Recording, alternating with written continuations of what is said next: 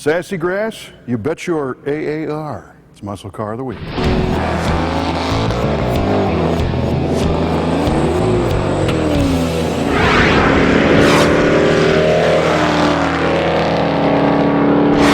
These 1970 AAR Cudas are one of my favorite muscle cars of all time because they are more of a road race version of a Cuda, than a drag race car that's meant to just go fast in a straight line.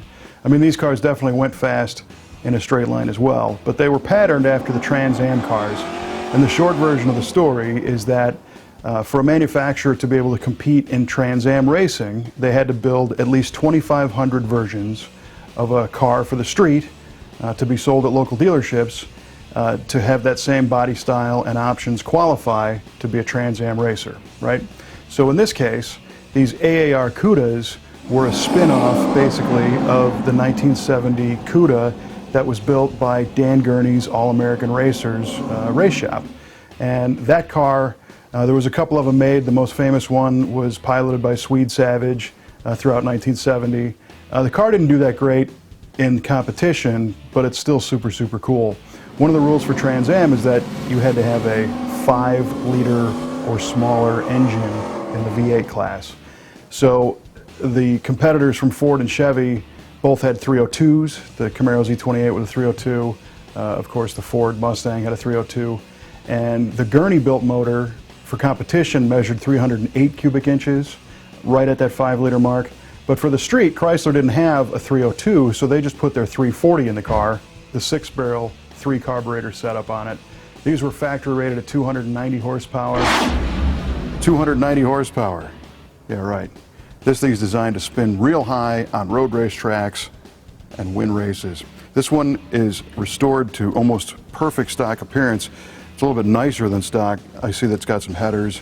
Who knows if it's got any tricks inside, but it looks right at home under this fiberglass hood.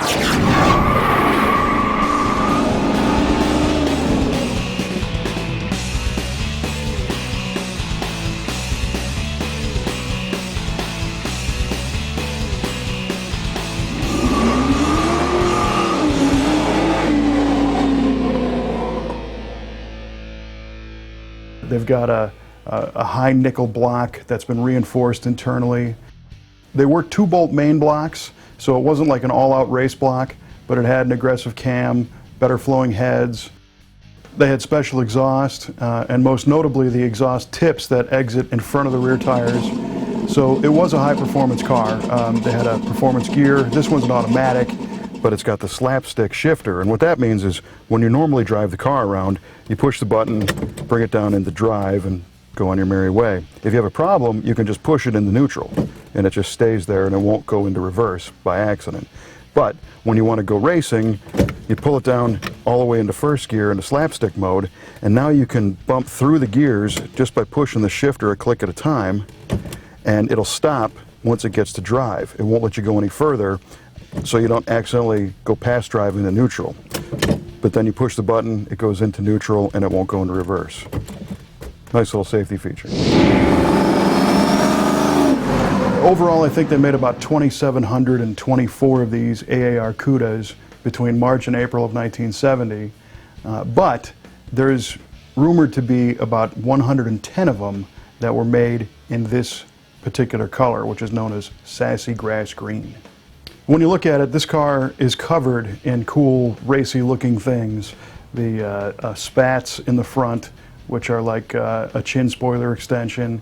The staggered wheels, you got 14-inch in the front, 15-inch in the back. You've got the rear wing. You've got the fiberglass hood, which was sprayed in organosol, which is kind of a satin textured coating. Of course, the strobe stripe, which makes them look like they're going a million miles an hour, even standing still. They had a performance suspension with different sway bars, better brakes, rear sway bar. They had lots of cool things that were functional, high-performance parts, in addition to having a look, that kind of matched the performance. One more cool little trick is the intake manifold. If you open the hood on one of these, you see an orange intake manifold, but it's actually an Edelbrock aluminum manifold that's been painted orange from the factory. Neat little trick. So we don't know how many of these still exist today out of 2,700 and some odd original production cars. But the interesting thing is, the way these cars were sold to the public was a little bit different. You couldn't go to your local Plymouth dealer and order an AAR the way you wanted it. In fact, the way they did it is Plymouth made the dealers all order the cars the way the dealer thought they would sell, and then customers would just come in and buy the one off the showroom floor, or not. These cars were pretty outlandish. They had a lot of crazy colors, a lot of crazy features, and they weren't really hot sellers. You know, between these and the Charger Daytonas, you know, the other outlandish Mopars of the day, a lot of these cars sat on dealer showroom floors forever. And it's kind of funny because now you roll up anywhere with one of these things and it's going to steal the show. But back in the day, they were a hard sell. This is also one of the few cars that looks good in almost any color, which is cool because they came in 20 different colors, and there's several of them in the Brothers collection. We've shown a brown one in the past, this one being Sassy Grass Green. You can bet we will show more AAR Cudas in various colors out of the Brothers collection.